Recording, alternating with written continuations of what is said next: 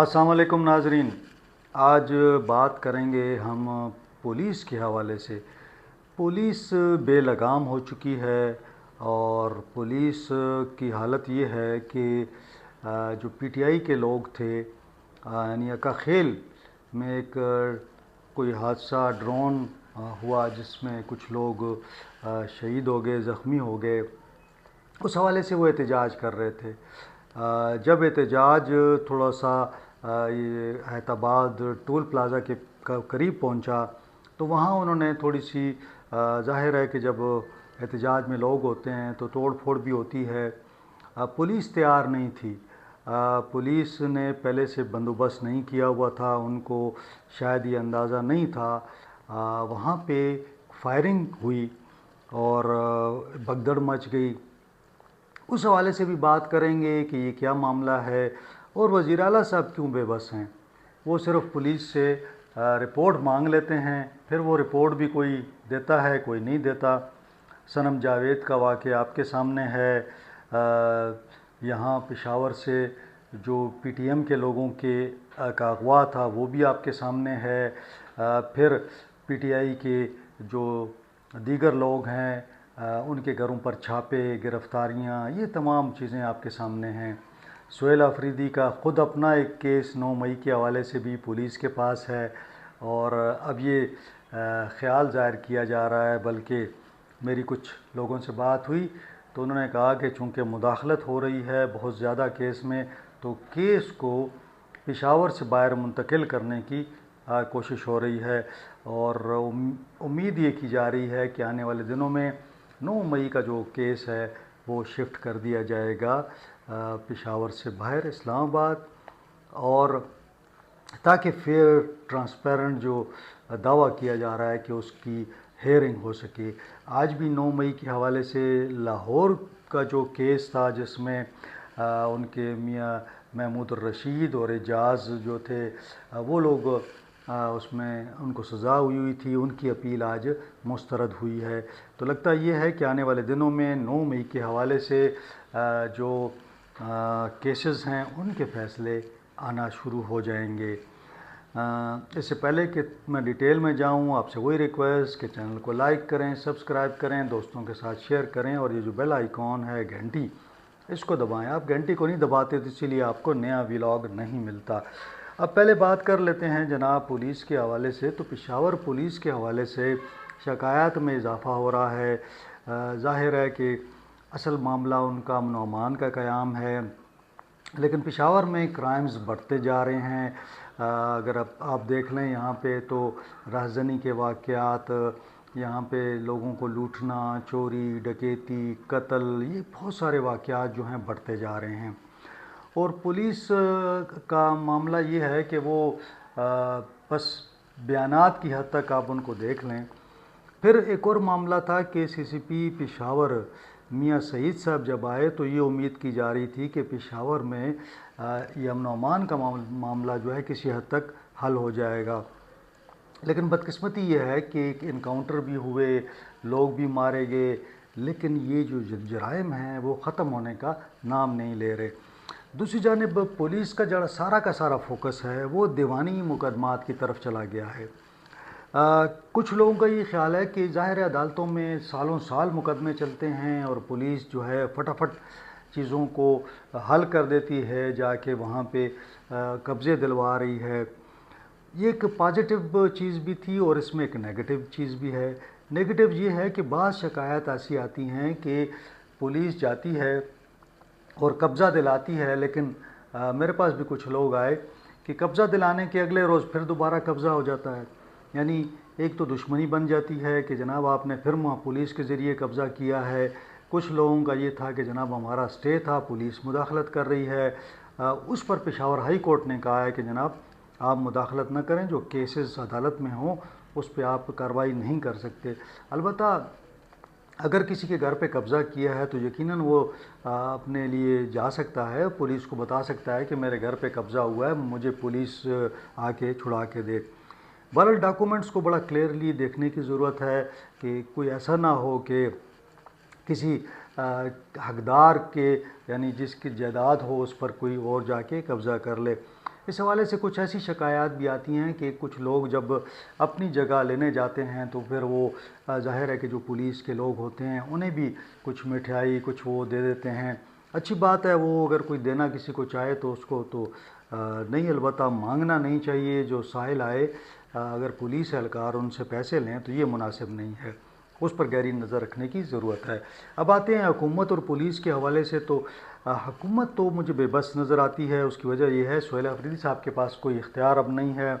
Peshawar high court declare کر چکی ہے کہ جی سیاسی مداخلت نہیں ہوگی، تقرریاں تبادلے آئی جی صاحب کریں گے. آئی جی صاحب چونکہ وفاق کے نمائندے ہیں اور آئے بھی بڑے با اختیار شخص کی وجہ سے ہیں، تو وہ بالکل کوئی خاص لفٹ نہیں دیتے سی ایم صاحب کو، اور نہ ہی سی سی پی صاحب جو ہیں وہ کوئی لفٹ دیتے ہیں. اب اگر آپ دیکھ لیں 9 مئی والا کیس ہی دیکھ لیں، اس کے اندر جو ہے پولیس نے اپنی رپورٹس بنا لی ہیں، سارا کچھ جناب انہوں نے ڈال دیا ہے سہیل آفریدی صاحب کو بھی، اور اس کا ضمنی چالان بنا لیا ہے، لیکن وہ پراسیکیوشن کی وجہ سے عدالت میں جمع نہیں ہو رہا. اسی وجہ سے میں بتا رہا ہوں کہ یہ کیس اب منتقل ہو جائے گا. اب سہیل آفریدی صاحب کا معاملہ یہ ہے کہ وہ ہر چیز پہ رپورٹ مانگ لیتے ہیں، پھر رپورٹ بن کے آ جاتی ہے، پتہ نہیں آتی ہے یا نہیں آتی ہے، پھر وہ خاموشی اختیار کر لیتے ہیں. اگر آپ کو یاد ہو تو وزیر اعلیٰ صاحب نے جب آئے تو پہلا واقعہ صنم جاوید کا ہو گیا تھا، تو کہا کہ جناب میں رپورٹ لوں گا اور میں کارروائی کروں گا، کچھ بھی نہیں ہوا. پھر جرگہ بلایا تھا، اس کے اندر ساری جماعتیں آئیں، پی ٹی ایم کے لوگ جا رہے تھے، ان کو اغوا کر لیا گیا، کوئی پتہ نہیں چلا. پھر پی ٹی آئی کے کئی لوگوں کے گھروں پہ چھاپے ہوئے، پشاور میں بھی چھاپے لگے، کوئی پوچھنے والا نہیں تھا، کچھ نہیں ہوا. تو اس کا مطلب یہ ہے کہ حکومت بے بس ہے. اب یہ جو آخری بات جو رابطہ ہوا، آخری جو واقعہ ہوا، اس کی میں بات کرنا چاہ رہا تھا کہ اکا خیل میں ایک ڈرون حملہ ہوتا ہے، حسن خیل میں بھی کارروائیاں چل رہی تھیں، بنو وزیرستان سے بھی کچھ اطلاعات آئیں، وہاں پہ بھی کوئی ڈرون حملے ہوئے. اب یہ اس میں کنفیوژن یہ ہے کہ لوگ یہ سمجھ رہے ہیں کہ یہ سیکورٹی فورسز جو ہیں وہ ڈرون حملے کر رہی ہیں، حالانکہ یہ جو ڈرون حملے ہیں زیادہ تر یہ ڈرون یہ دہشت گردوں کے پاس ہیں اور وہی ان کو کر رہے ہیں. حکومت کو ضرورت نہیں ہے، حکومت جا کے تو اریسٹ بھی کر سکتی ہے، پولیس کو جا سکتی ہے، اگر کوئی کرائم ہو، دہشت گرد ہوں تو فوج کارروائی بھی کرتی ہے. لیکن یہ جو بے گناہ لوگ ہیں جن کے گھروں پہ ڈرون ہو جائے تو فوج کو کیا ضرورت ہے، کہ حکومت کو کیا ضرورت ہے کہ وہ ان کے گھروں پہ جا کے ڈرون حملے کرے. تو یہ دہشت گرد جب اپنے ڈرون اڑاتے ہیں مخصوص جگہ پہ تو وہ غلطی سے اور یا جان بوجھ کے ایک تاثر دینا کہ جی حکومت کو انوالو کرنا کہ جی حکومت نے یہ اپنا ڈرون یہاں پہ حملہ کروایا ہے، تو یہ ایک پرسیپشن ڈیولپ کیا جا رہا ہے. اب وہ کخیل میں ہوا ہے، وہاں پہ کچھ لوگ خواتین بچے زخمی ہو گئے. اب وہ ایک احتجاج لازمی ہوتا ہے، اگر آپ دیکھیں نا کوئی واقعہ ہو جائے تو احتجاج. اب وہ احتجاج کر رہے تھے، ان کے ساتھ جناب وہ ایم این اے صاحب بھی تھے جو خیبر کے ہیں، اقبال آفریدی صاحب بھی تھے، وہ بھی ساتھ احتجاج کر رہے تھے. تو جب وہ یہ جو اعتباد کا ٹول پلازا ہے یہاں پہنچتے ہیں، احتجاج کرتے ہوئے روڈ بند کر دیتے ہیں. ظاہر ہے جو لوگ احتجاج کرتے ہیں تو ان کا مطلب یہی ہوتا ہے کہ روڈ بند کر دیں. یہ تو ہمارے تحریک انصاف نے لوگوں کو سکھایا کہ جناب آپ احتجاج کرنا ہے تو آپ روڈ بند کریں اور روڈ بند کر کے اپنا احتجاج ریکارڈ کرائیں. وہاں پہ کچھ گاڑیوں کو نقصان پہنچا، پھر کچھ وہاں پہ ٹریفک بھی جیم ہو گئی. اس میں پولیس آ گئی، وہاں بڑی باری پولیس پہنچ گئی. اب چاہیے تو یہ تھا کہ پولیس کے پاس سٹکس ہوتی، ڈنڈے ہوتے، کوئی انسو شیلنگ کر سکتے تھے وہ، لیکن وہاں پہ فائرنگ شروع ہو گئی. اب وہ پی ٹی آئی کے لوگ الزام لگا رہے ہیں کہ یہ جو فائرنگ تھی پولیس نے کی ہم پہ، اور پھر ہمیں وہاں سے منتشر کیا گیا اور ہمارے ساتھ زیادتی کی گئی. اب سوشل میڈیا دیکھ لیں تو سارا کا سارا بھرا ہوا ہے.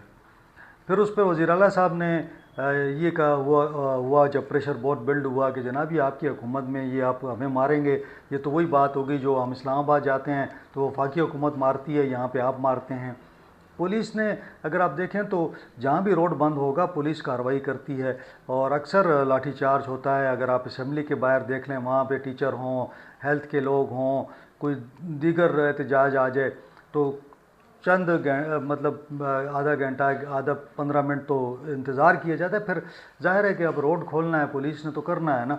لیکن اس واقعے میں یہ ہوا کہ جو فائرنگ شروع ہو گئی تو اس کی ساری جو الزامات تھے وہ پولیس پر آ گئے. اب وزیر اعلیٰ صاحب نے جناب ایک وہ جاری کر دیا کہ جی میں نے رپورٹ طلب کر لی ہے. اب پولیس کا جو موقف مجھے سمجھ آئی ہے، پولیس کہہ رہی ہے کہ جناب ہم نے نہیں فائرنگ کی. تو اگر آپ نے فائرنگ نہیں کی تو پھر مظاہرین نے کی ہے یا کسی نے کی ہے. لیکن اب یہ ہے کہ اگر پولیس یہ سمجھتی ہے کہ انہوں نے فائرنگ نہیں کی تو پھر تو میرا خیال ہے کہ جنہوں نے فائرنگ کی ہے پولیس وہاں پہ تھی، چاہیے ان کو اریسٹ کر لے.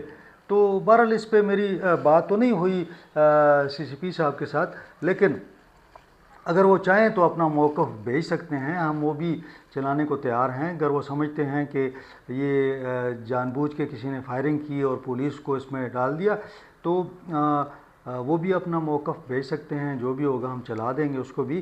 لیکن یہ افسوسناک یہ ہے کہ جب بھی کوئی احتجاج ہوتا ہے تو یہ توڑ پھوڑ کا سلسلہ شروع ہو جاتا ہے. آپ آئیں احتجاج کریں، آپ جگہ بیٹھ جائیں، میڈیا آپ کو کوریج دیتا ہے، آج کل سوشل میڈیا ہے، ساری دنیا آپ کو کوریج دیتی ہے.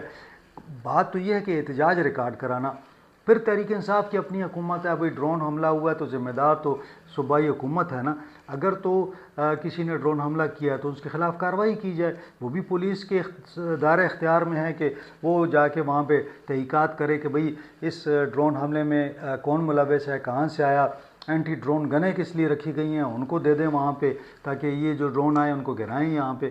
تو یہ سارا جو ہے معاملہ میں سمجھتا ہوں کہ بڑا افسوسناک ہے.